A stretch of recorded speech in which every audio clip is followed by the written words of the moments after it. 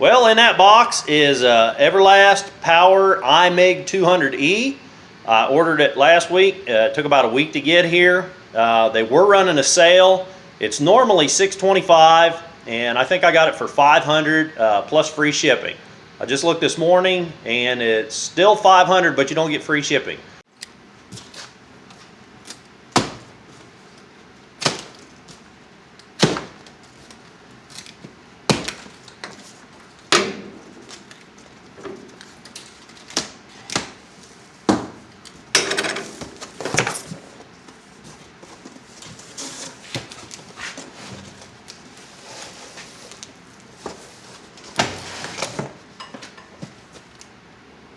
All right, first impressions.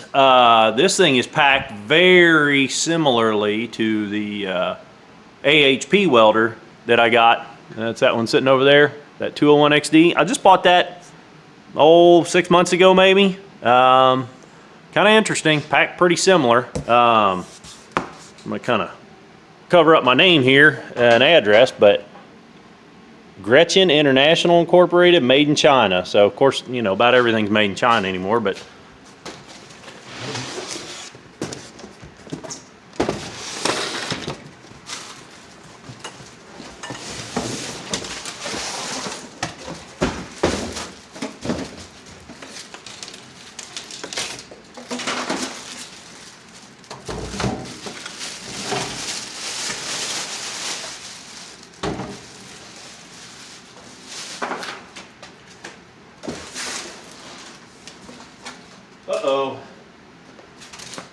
just threw that bag back in the box. There's a piece of plastic, a broken piece of plastic.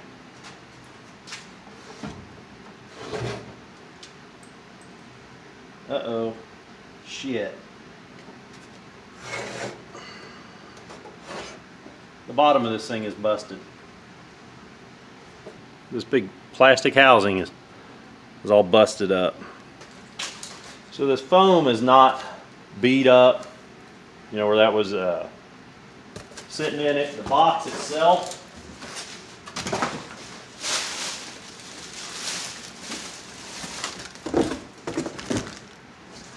you able to see the box there. The box itself does not look bad. So since the box is in good shape, the foam is in good shape, doesn't look like it took any kind of damage in shipping. I'm gonna say that this was probably damaged at the factory. So this probably left their factory. Was inspected 11/11/19 by LXQ. And here's somebody has tested it. So it went through 2 different quality control checks, and it still got out of the factory with that busted up. So not a real good sign. All right, well, it's a few hours later. I called Everlast customer support at their 877 number. Spoke with customer service, who bounced me over to parts. I had to send him a couple of pictures of the damage here, and he got back with me really quickly. I mean, like, probably, less than 10 minutes after I sent the email with a couple of pictures, he called me right back. So he's gonna send me, or actually, he said, it, you know, in the pictures it looks like it's just this plastic housing, and that's all it looks like. I've kind of looked over the machine off camera a little bit. It doesn't look like it, you know, it doesn't look like anything else is damaged. But he told me to go ahead, hook up the machine, make sure it works and functions properly, and then call him back. And if that's the only thing wrong with it, he's going to send me this part. If there's something else wrong with it, we can discuss that further. So, okay, so let's go ahead and take a look at what's in the box. These are the accessories that come with it. The first thing is the, it's got this, I think they call that like a European style connector with gun, and it's supposed to take your standard generic parts. We'll get that out in a little bit. We'll make sure that's okay. This is the 240 to 120 volt adapter, because the welder comes with a 240 volt plug-in. So you can plug these two together, which is how I intend to use it, and then plug that into a 120 volt wall outlet. The cord on the welder, I forget what they advertise it to be, but now that we put this little bit on here, that's kind of an extension. Let's go ahead and I'll just measure that. The total length of the cord then from the back of the machine is 88 1/2 inches. Also comes with gas hose. Nothing special about that. The ground clamp is kind of puny in length. It seems like it's a small clamp. It's a little bit smaller in the hand than I'm used to feeling on my other welders, but it does have that strap that connects both sides, which that's kind of nice because I guess a lot of entry-level welders, they only ground on the side that has the wire. They don't have that strap to another contact over there. This is a short little ground though. This looks like it's about 6 feet. Let's measure that. Total distance, just a bit over 6 feet. So that's kind of pathetic. Oh, drop my tape measure. The flow meter, well, actually looks like the flow meter box was damaged a little bit.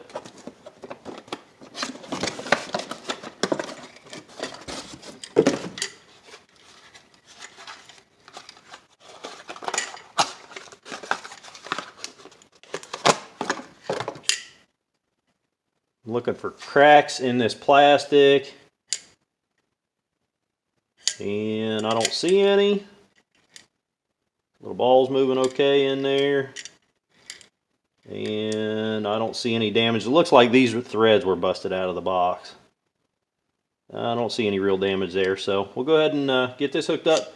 I've heard or seen in different reviews or whatever that they use the same flow meter on like all of their welders, and this has got carbon dioxide gauge over here, and it's got argon gauge on this side, so I'm sure they use this flow meter for a lot of different stuff. Alright, well, I got the Maxxis unit off the cart. This is a Harbor Freight cart. I bought this some years ago, but I don't think they've changed really at all. We bought one about a year ago for my nephew, and I think the only difference is his is black where this one's blue. You'll notice I've got this block of wood here, and that is to remedy the same problem that I had out of the last welder, and that's that the gas outlet is on the rear of the machine. So these carts, when you put your welder on there, that tank would sit right up against the back of the welder. Actually, you can see how the welder sticks past the edge of the cart. So you either need to shim the welder forward or you need to shim the bottle back. And on my last welder, that Maxxis was a little bit bigger. I actually did both. I shimmed the welder forward about 4 inches. So this one's going to fit a little bit better, but I'm going to leave that bottle shim on there.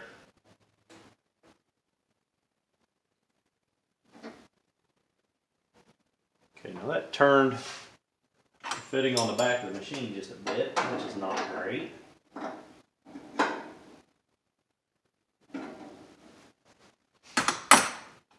Here's another issue. Got a bad leak on the hose. This is one of these, I don't know, one-time band clamps. I don't know what you call that. I don't have the proper tool for it. What I'm going to do is I'm going to try to pinch it down a little more with this tool.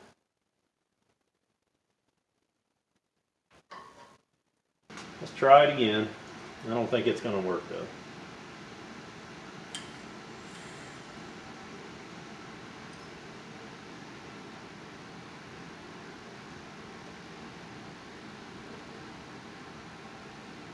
Well, maybe. There's the ground clamp, which is again ridiculously short. That's way too short. I'm going to have to do something about that.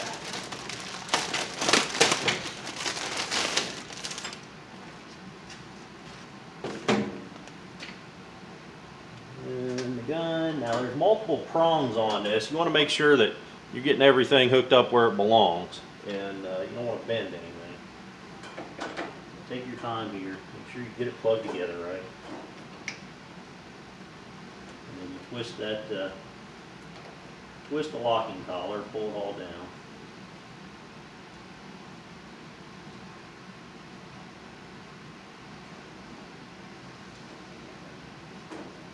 Okay, good and snug.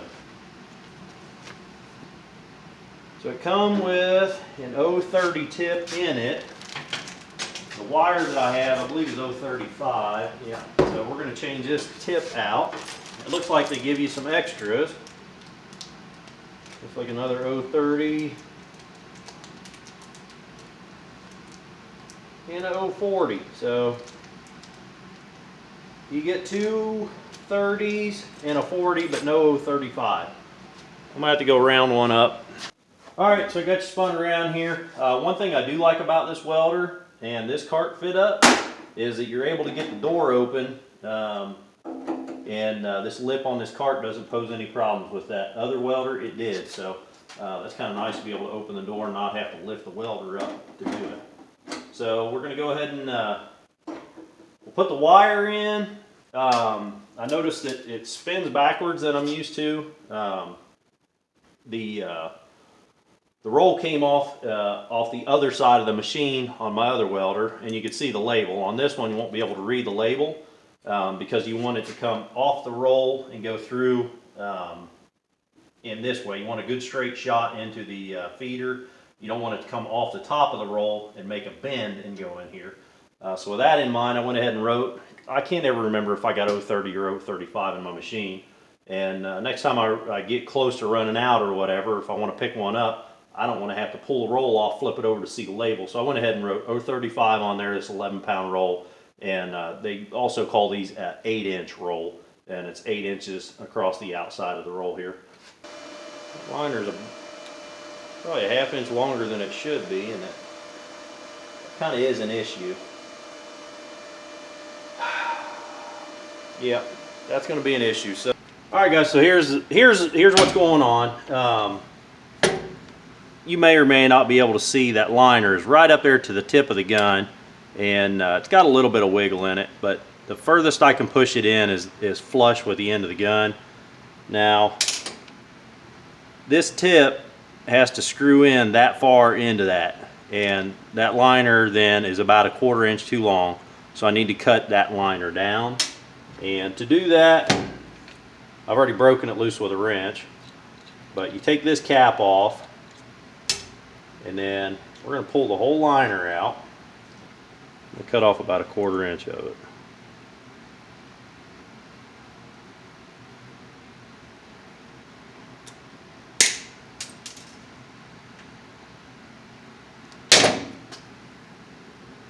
I'm going to take a little baby file and make sure I don't have any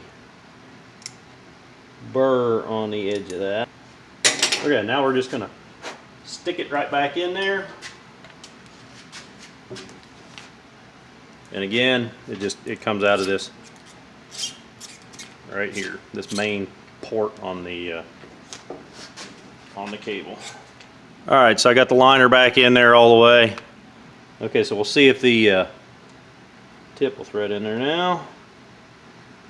Of course it does. I want to make sure this cap threads on okay here. Make sure we can still change that tip out.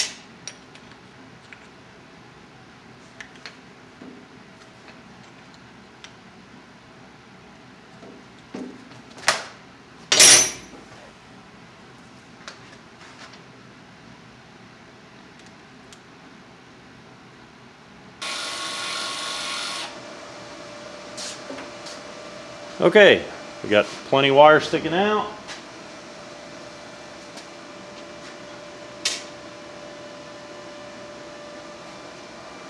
Can you see that? See what I'm doing here?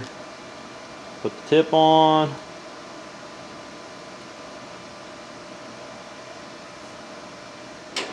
Threaded right on this time, so we got the liner just right. Flip off that extra.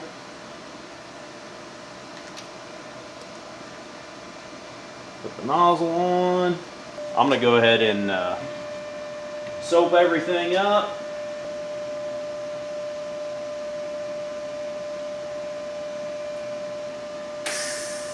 set my flow 20.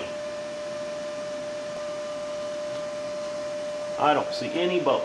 I'm gonna go ahead and power it up here, and I'll get you on the tripod. And I've got some 3/16 angle, and I couldn't tell you what the thickness on that is. It's less than a 1/16. It's real thin stuff. So we're gonna try something a little thick. We're gonna try something a little thin.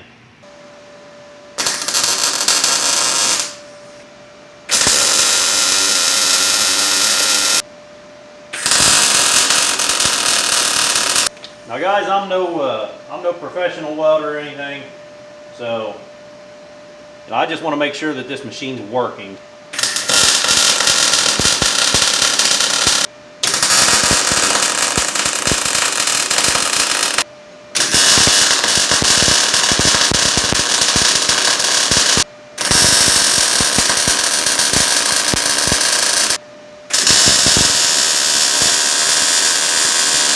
Well, so far I'm pretty happy with that.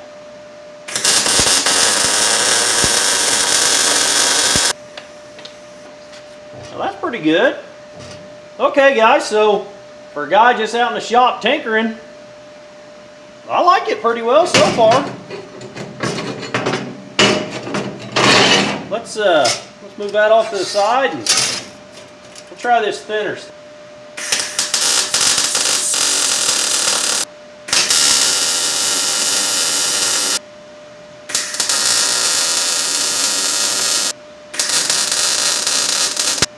You can see the amount of heat that I'm putting into this thing is really, it's warping this metal pretty bad. That's some thin stuff. I think I'm pretty happy with it, guys. It's welding a hell of a lot better than that Maxxis.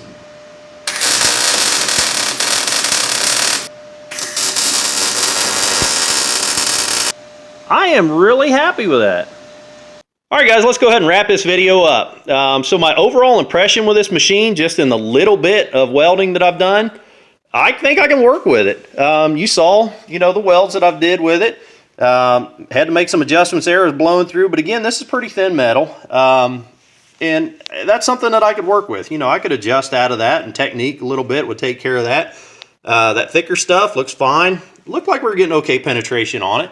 I'm no Texas Viking, I don't do this welding for a living, and I've never claimed to be any good at it. So it's good enough for me, and I think that machine is something that I can work with. It is a far cry better than that Maxxis. I've been fighting that Maxxis for a couple of years now, probably longer than I should have.